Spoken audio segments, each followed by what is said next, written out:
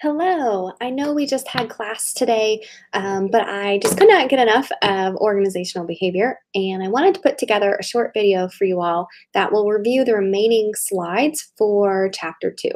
So my goal here is to review the remaining job performance measurement techniques so that you have access to this information as you're putting together your assignment that's due on Sunday. So I recognize that you're working towards your written assignment, and some of this information might be helpful to you rather than just relying on the textbook. So I'm going to walk through it. I'm going to show you the PowerPoints, and you'll be able to follow along just like you would in class. And then if you have any questions, feel free to send me an email at any time. And of course, we'll cover these concepts just again on Monday very briefly to make sure everyone is on the same page. And if you don't know, this is my office here in Purdue Hall, number 326. So if you haven't been here and you would like to be here, you can see it's not a very scary place. Come on, stop by if you have questions, of course, anytime. If my door is open, I welcome you to stop by and ask questions as well. So I'll be here tomorrow. I'll be here on Friday. If there are things that you're not clear about from this video, just let me know and we can talk through them in person. So I'm going to go ahead and share my screen here with you all. So we already saw this slide today in class. So here you can see there are 5 ways that we measure performance. So we spent a lot of time in class the last 2 days identifying what we mean by performance. And now that we have an understanding of what performance is, we need to figure out, well, how do we know if somebody is in fact doing these behaviors that we've identified? In class, I handed out a handout to you that I had a representation of 2 different types of measurement methods. That one that the arrow is pointing to is a graphic rating scale, which we're going to talk about, and that does not appear in the textbook. So if you have questions about a graphic rating scale, please let me know, but I'm going to explain it to you here in just a moment. So to recap, we talked about management by objectives. This is one type of way that we can measure performance. With this measurement method, we are focused on performance goals. So we identify specific behaviors that we want employees to engage in. We set a goal for those behaviors, and then and we do that together. So the employee and the employer work together to set these goals. The goals have to be measurable. They have to be specific. So we have to say exactly what we are going to do, and that has to be able to be quantified. We have to be able to objectively measure whether or not someone met their goal. So in class, we talked about we're going to write 10 pages each day. Right? We're writing a page. That is the specific behavior, and it's measurable because we know that if we do at least 10 pages, then we've met our goal. But if we only write 5 pages, we have not met our goal. So again, it's really important that the goals are not broad and instead identify a behavior that can be quantified. So an example might be clearing a table within 2 minutes after a guest has left a restaurant, right? So you're clearing the table, which is the specific behavior, and within 2 minutes means it's measurable. So if it takes you 10 minutes, you haven't met your goal. Here we determine if somebody has performed or has not performed based on whether or not they met their goal. So if you did not meet your behavioral goal, then you were not a good performer. And if you met your behavioral goal, then you are a good performer. So again, just to underscore, the performance with this method must be able to be quantified. So we have to be able to put a number on the behaviors that we're looking for. And this is important because it may not be applicable to all types of job performance. So remember, we have task performance and several types of task performance. We have citizenship behavior. We have counterproductive work behaviors. So this type of method may not be appropriate for all of those different types of performance. So we need to identify performance that can be quantified and then apply this when it fits. So again, for creative jobs or jobs that require a lot of adaptability, perhaps this wouldn't be the best way to measure performance. The second method is what we call a graphic rating scale. So here you can refer to that handout that I gave you in class. So with a graphic rating scale, essentially we are rating performance on a numerical scale. So a 1 to 5 scale, a 1 to 10 scale, a 1 to 7 scale, whatever the numbers may be, we're giving employees a numerical rating, where generally 1 would be not good performance and 10 would be the best performance.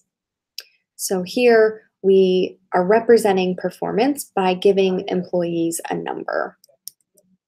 There are some advantages to using the graphic rating scale. I would bet that many of you have been rated by an employer using this method. And one reason for that is it's very easy to use. So you don't need a lot of training on it. You can just quickly go through and fill it out, so it doesn't take a lot of time for employers to do. This would be important if you had a lot of employees to rate. You could go through 10, 20, 100 employees and rate them numerically and do that in a pretty quick way. This also allows us to do some comparisons of employees. So we can look at one employee and how they performed, and look at another employee and see how they performed. One might have gotten a 5, someone else might have gotten a 4, someone might be at a 1. We're able to compare how employees have scored using those numbers. So it allows us to identify maybe who our high performers are, who our low performers are.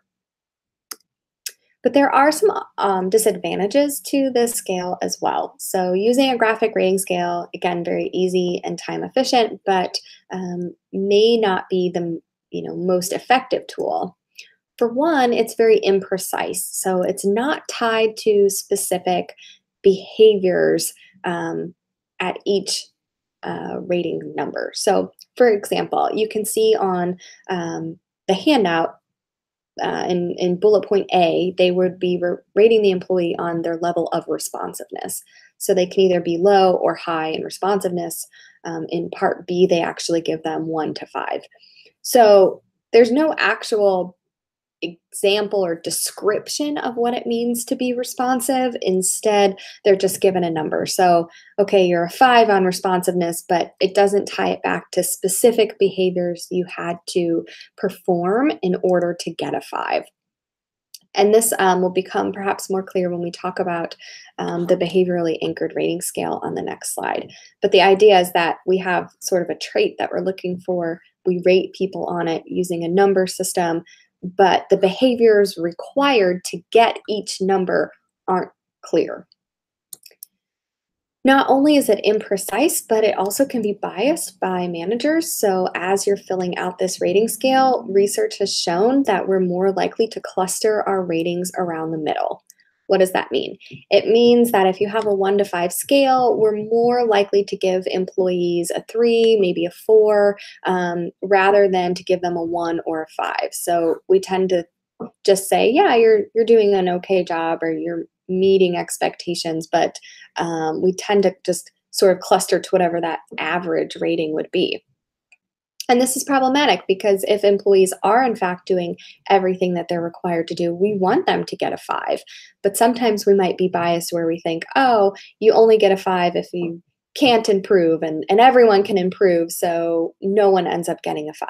Well, that would be poor performance measurement, because if an employee is in fact doing everything they need to, they should get a 5.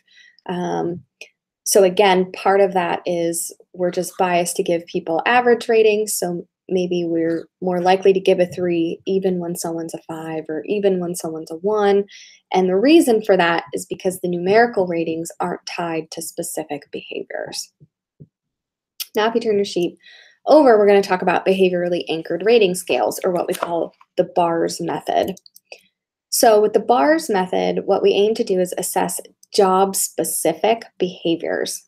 Job-specific behaviors. So here we would go back to our job analysis. We would identify those behaviors that are both important and frequent, and we would use those behaviors and make judgments about them. So we can pull from some critical incidents that occur at work, again, aligning with that job analysis process. So those incidents that are necessary, that are a critical part of doing the job. We want those behaviors to be what we're actually rating employees on. So then we give a numerical rating based on employee behavior. So we would still rate somebody as a 1 or a 2 or a 5. But the difference here is that for the 1, there's a specific behavior that tells us what they need to do to get a 1. If they're going to get a 4, we've listed a specific behavior they need to perform in order to get a 4. So again, on that behaviorally anchored sort of representation on the handout I gave you, this is looking at an individual's ability to resolve customer disputes. So resolving customer disputes is in fact a behavior. And if you're going to give someone a 1, the behavior they'd have to show is ignore customer disputes. So if the employee does not handle customer disputes at all, they would get a poor rating. To get a 3, they resolve customer disputes, but to minimal satisfaction. So they do what it takes to resolve the dispute, and then that's the end, right? They move on. So whatever it takes to just sort of solve the problem and move on. But if you want to get a 5, this would be to exceed customer expectations. They follow up to ensure customers are completely satisfied. So here, the employee resolves the dispute, but then goes one step further to make sure by following up with the employee to seek, or following up with the customer to seek out whether or not they were in fact satisfied. So you know, as an employee or as a manager, what it takes to get a 1, a 2, a 3, a 4, or a 5, because we've identified specific behaviors that are tied to each number. So that's really the difference between the graphic rating scale and the behaviorally anchored rating scale, is that with the behaviorally anchored rating scale, we still have numbers, but every number is given a behavioral description, and that's going to allow us to determine whether or not an employee fulfilled their responsibilities. So there is no guesswork. It takes out some of that bias where we're going to be less likely to cluster around the middle, especially if we have an employee who's exceptional. They're resolving disputes, they're following up. We can read that description and say, oh yeah, our employees really are 5 on that dimension. So again, this scale is probably one of the more effective, and it has some advantages because it gives feedback for improvement. So if an employee got their ratings, they can see what they were rated, and then let's say they got a 4, they can look to what it takes to get a 5. They can see what behaviors are required to get a 5, then they can adjust their behaviors accordingly. Where with the graphic rating scale, an employee might see they got a 3 or a 2, but have no idea what it's going to take to get to the 5. So with the behaviorally anchored rating scale, we can see what behaviors are tied to each level of evaluation. Now we can change our behaviors to meet that number. This is also time efficient for evaluating employees. So again, you can read each of the descriptions. You just circle what's required, where each employee rated. So it is quick to use this system. But there are some disadvantages, and the first is that while it's easy to use, it's very time intensive to create. So here you saw the example on the worksheet. This is just for one behavior, resolving customer disputes. Now imagine all of the behaviors that an employee engages in. For each of those behaviors, you would need a set of behaviorally anchored rating scales. So it takes a long time to identify first the behaviors we care about from job analysis, and then to come up with behavioral examples at each numerical level. So again, you wouldn't just be doing that for one job, you would be doing it for multiple jobs. So in a restaurant, you would have a set of bars for the server, for the hostess, for the chef, for the busser, for the manager. Any employee at all that's working in the restaurant would have their own unique set. So again, very time intensive to create, but once you create it, pretty good for evaluating employees. Okay, so the next method we're going to talk about is 360-degree feedback. This occurs when we seek out feedback from multiple sources. So if you have an employee who's a restaurant server, you might seek out one of their coworkers, their supervisor, maybe a customer, and you would ask all of those sources to provide feedback on that employee. So again, reaching out to multiple people who've had contact with that employee to get different viewpoints on whether or not the employee is performing.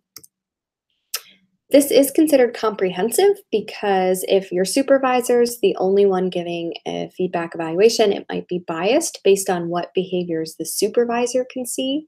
But perhaps an employee behaves differently around a client or around their coworkers than they do around their supervisor. So this provides a more holistic representation of how the employee behaves at work in different settings. So there's some advantages to this method. The first is that, again, you get multiple perspectives. So you might see that an employee who is very polite and kind to the boss is really kind of a jerk to all of their coworkers, or someone who's really nice to work with is really mean or rude to clients. So it gives you a different perspective on how that individual behaves in multiple domains. There are, though, some disadvantages to using this source of information. And the first is that different people can provide different ratings. So it can be difficult to know which set of ratings we should trust. Should we trust that the coworkers are giving accurate feedback? Should we trust that the supervisor is giving accurate feedback? How do we know whose ratings to take at face value? And if there are discrepancies, what does that mean? How do we know if the employee is a good employee or not a good employee, right? Are they a good performer or not a good performer? It can create some confusion. So because of this, it's recommended that we use 360-degree feedback, not for promotions. Okay? When we want to give performance feedback that's tied to promotions or raises, we would not use 360-degree feedback. Instead, this type of performance method is best for trying to give employees developmental feedback. So if you do a performance evaluation and you're just providing employees with ways to improve, ways to continue to develop their skills or interpersonal skills, you could use 360-degree feedback, but it should not be used to make promotion decisions. Okay? So you might also consider the extent to which 360-degree feedback would be sufficient for measuring all the different types of job performance. Can it measure task performance? Can it measure citizenship or counterproductive behaviors? Perhaps this method is best tailored towards one or some of those different types of performance. So those are things that I want you to think about as you write your assignment too, is which methods of performance are best for which type of job performance. And you might find that we need to use different methods for different types of job performance. So again, with 360, we're getting multiple sources of feedback, which is good, gives us a holistic understanding, but it can create discrepancies, and we should not use it to make promotion decisions, but rather we should use it just for giving employees developmental feedback to help them enhance their skills. So now we're moving into what we call forced ranking method. The forced ranking method is actually a method that came out of GE. So this was Jack Welch's sort of trademark performance measurement method. And essentially what this method does is puts employees into clusters. So you look at all of the employees that you might have, and then you divide them up into the top 20%, the middle 70%, and the bottom 10%. And that gives us a graph like this. So again, this was a method created by Jack Welch at GE, used by other Fortune 500 companies that have a lot of employees, thousands of employees. So you see top 20 are our best, the vital 70 are those middle range, and then the bottom 10 are our low performers. Then after you put these employees into clusters, we identify, our top employees are star performers, our middle employees are essential, we aim to develop them and help enhance their skill set, but those bottom employees, that bottom 10%, we fire. They leave the organization. And in this method, GE would do this every single year. So every year you're rated, and every year those bottom 10% of employees are let go. Then the firm hires new employees to fill those spots, and the next year they are rated again. So there are some advantages to this method. The one is that it eliminates low performers. So we identify who are those low performers relative to their peers, and then we get them out of the organization so that we can fill those spots with people who are good performers. Unfortunately, there are also some disadvantages with this method. Some of you might be shocked, right, that we fire all of those people. So it's not really a humanitarian approach to measuring or to managing our employees. But the disadvantage is that sometimes good employees receive poor evaluations. So managers must put employees into these clusters, right? There isn't a top 21%, it's top 20%. So you have to make some really tough decisions about who's going to be in the top, who's going to be in the middle, and really who's going to be in the bottom. So it's possible that those 10% of employees are doing their jobs, that in general they meet expectations, but maybe they're not doing as well as other individuals, and therefore they receive poor evaluations and are fired. This can also create competition among peers. So if you know that other people are going to be your competitors, right? Are my coworkers going to be the reason I get fired? Are my coworkers going to be in the middle 70 and I end up being in the bottom 10? It really creates this environment in which everyone is out for themselves. They're out to perform the best that they can, but maybe that contributes to them not helping or engaging in some citizenship behaviors that are important to the organization as well. So this sort of creates a every person for themselves mentality in an organization, which can create some discontent among employees and hurt the overall culture, overall relationships. Okay, so now I want you to consider performance reviews in terms of how we use performance reviews and whether or not we're using them effectively. It turns out that there's been a shift recently in the use of performance reviews and maybe getting away from that classic, we're going to review you once per year and that's it type of method. So instead, many companies are now shifting to a continuous review process rather than waiting till 1 year to tell you everything you do great or everything that you could improve upon. Now we're giving you more frequent feedback. So maybe every week or every month, we're telling you how you're behaving and whether or not it's meeting our expectations. But this does require more time, right? It takes a lot of time to keep up to date on your own tasks while also paying attention to what your employees are doing and trying to give them, substantial feedback. So it takes a lot of time to implement, even though it's better for our employees to get more frequent feedback. But this feedback might be less substantial. So if you wait for a year, you might have a lot of information to describe, right? A lot of ways that the employee excelled and a lot of ways the employee can continue to improve. But if you're giving more frequent feedback, you probably have less substantial feedback to give each time you meet. So employees might think, oh, this isn't very helpful because you're just telling me minor things, but over time, those minor things add up. And there might be less reward for high performers. So if we're giving you feedback throughout the year, maybe we're less likely to really be comparing our employees, giving you continual feedback. So perhaps high performers think, well, everyone's getting feedback and opportunities to improve, so there's less reward in it to be an excellent performer.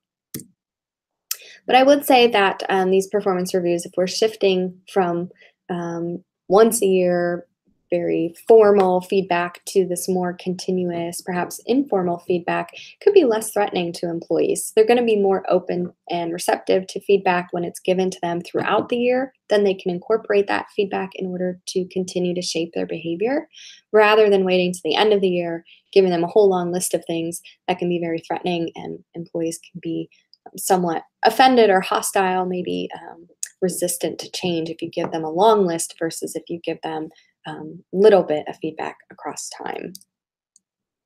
So with this change in performance reviews, there's an idea that we should be focusing on the process rather than focusing on the outcomes. So this means, again, not getting to the end of a year and then just rating employees on the outcomes, but instead looking at the process itself and how did employees get to the outcomes, right? What behaviors were they engaging in? What was working and what wasn't working? And instead focusing on that rather than just, again, focusing on employee results. So in this case, we're looking not at the ends, but at the means, right? How did you get to where you are versus just what the outcome is? Okay, so that is the end of the slideshow. I hope this brings you back to my face, and it should. So I just wanted to, again, review these performance measurement techniques. I want you to read the textbook. That should also help put these concepts into a different context for you.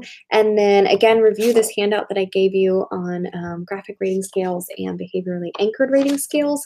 That will help you see how what I said kind of aligns with the picture that you have on your paper. So for your final, for your assignment this week, what I want you to do is to think about not just the different job performance behaviors that employees engage in, but how we measure them. Should we measure all performance in the same way? Do we measure counterproductive work behaviors in the same way that we measure task behaviors? Do we measure all task behaviors the same exact way? So I want you to be thinking about how can we critically use this information about measuring performance. When do we apply it? When do we use these methods? And in order to make them the most effective. So that should be all the information you need to do your assignment. If you have any questions at all, please just let me know. Again, my office is open the rest of today. I'm here on Thursday. I'm here on Friday. I'm available by email. So any questions that you have, I'm happy to help as you gear up for that second assignment. Okay, you guys all have an awesome week. Hope you stay dry. I'll see you on Monday.